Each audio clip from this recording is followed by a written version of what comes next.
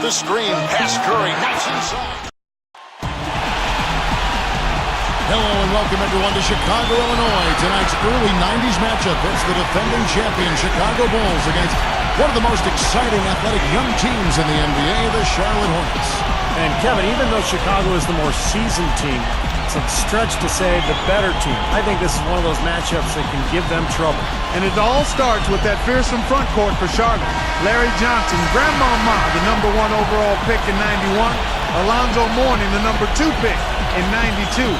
Strong, explosive, and fiery competitors. And, of course, the question for the Hornets will be dealing with Scottie Pippen and Michael Jordan on the wings. We'll see how all that pans out.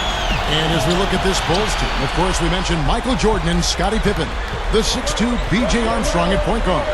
And up front, Horace Grant and their center, Bill Cartwright. The lineup for the Hornets, 5'3" Muggsy Bogues running the show at the point guard.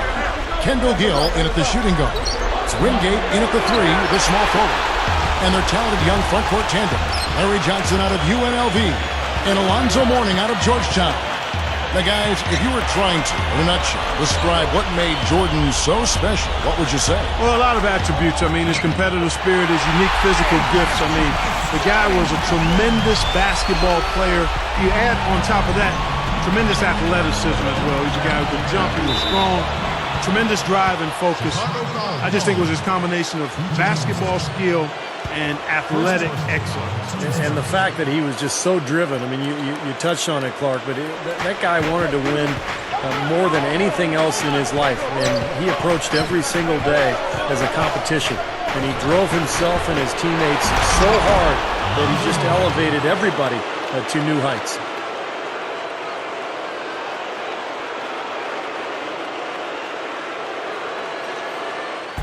On defense, the Hornets. And the officials signal the backcourt violation. Not very careful there. And the Bulls making a change here. Purdue's checked in. And a switch here also for Charlotte. Newman's checked in.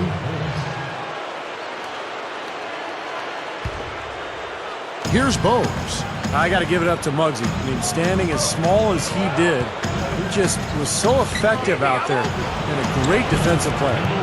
You know what? Even as a bigger guy myself, you've got to have tremendous respect for Muggsy. I mean, he was so strong for his size that his height almost was an afterthought. And that's going to be a travel.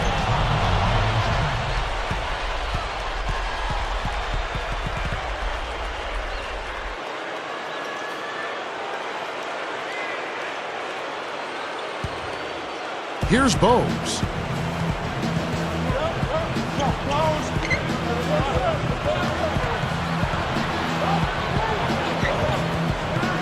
Inside to Mourning. Man, I like the aggressiveness defensively, forcing that mistake. Got a piece of it. Shot from the wing, and that one's good.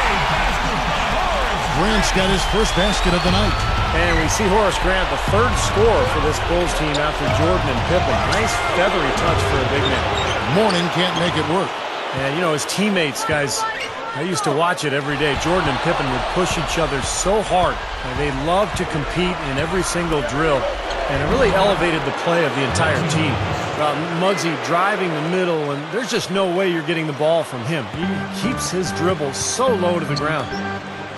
Jordan kicks to Armstrong. Here's Purdue. Misses the 3, and he used the pump fake well there, but he couldn't capitalize. Here's the break. Elbow shot. And it's Bogues missing. Big body rebound there by Grant. High post shot. And there's Michael Jordan, the assist by Grant. And that ties it up. Well, he knows his role. He embraces it. He's really a guy that you can go to offensively.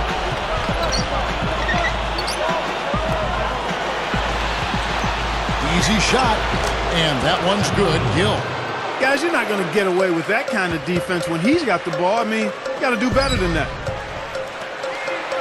From about 16, Jordan's shot is off. You know, guys, as a young player, Alonzo Mourning was a beast. I mean, when he was in high school, he led his team to 51 straight wins in the Virginia State title. And as a senior, he averaged 25 points, 15 boards, and 12 blocked shots. You know, guys, so that being said, it's no surprise that he was a serious blue chipper when he got to Georgetown. I mean, he panned out immediately, too. He led the nation in blocks his freshman year. But Dikembe Mutombo playing alongside Mourney, that was one of the most feared college front courts ever. I got a chance to see those guys up close, and they were tough. Here's what Chicago's going with right now. Bill Cartwright, he's checked in for Purdue.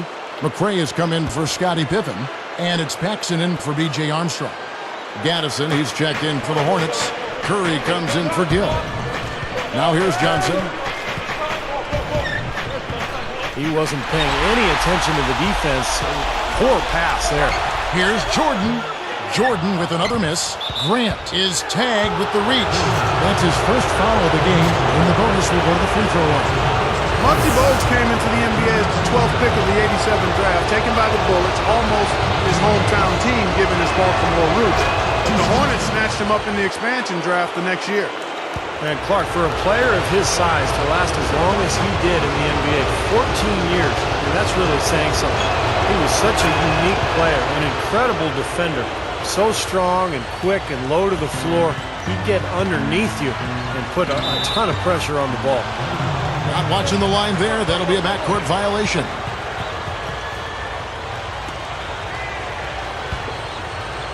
Here's Bogues. Guarded by Paxson. There's the pass to Newman. Wide open look. It's all in by the Bulls. And Jordan was no slouch as a rebounder. I mean, over 6 per game was his career average. There's 57 seconds left here in the first quarter. Now, Muggsy Bogues played at Powerhouse Dunbar High in Baltimore, right alongside 3 future NBA players, including his Hornets teammate, David Wingate. That team was ranked first in the nation at Dunbar, undefeated in Muggsy's junior and senior seasons. And, you know, you mentioned that high school team that Muggsy Bogues played on, Steve. I mean, despite 4 future NBA players, Bogues was the MVP of that high school team. He also won a gold medal for the U.S. national team in 1986 and had a really good pro career, but also a distinguished amateur career. Outside Jordan. And again, Chicago. No good. And it's the Hornets ball. They're on a 13-4 run. And there's the whistle on the shot. Took the foul. Shot misses. He'll be shooting 2. Yeah, the official all over that one. That's a good call there. You got to give credit to the official there. I mean, being in the right position to make that call, that's what they get paid to do. You know, you can tell, guys, Johnson's starting to feel it. That's a few baskets in a row for him now. And the Bulls making a change here. Pippen's checked in. And both free throws good for Johnson. You know, LJ's rebounding numbers declined steadily over the course of his career, but as a young player, he was fantastic on the glass. In fact, he averaged double digits in each of his first 2 seasons. Rodney McRae scoring there, part of that Louisville team that won the NCAA title in 1980. Bogues against Paxson. Here's Newman. Looking for his first bucket of the game. Inside Leaner. In it goes off the glass. Here's Paxson.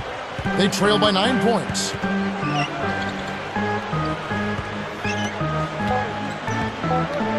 Just 3 on the clock. No luck. No shortage of scoring here at the end of the first quarter. Hornets lead by 9. And I like what they've done offensively, really attacking the rim, getting a lot of points in the paint. And, guys, they've been the aggressor early. I mean, attacking the hoop and getting into the paint.